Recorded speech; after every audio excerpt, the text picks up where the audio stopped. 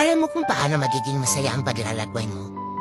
Dapat kontento ka at marunong kang magpasalamat sa lahat ng ibibigay sa inyo sa paglalakbay. Mapapagsubok man yan o kaligayahan, magpasalamat ka.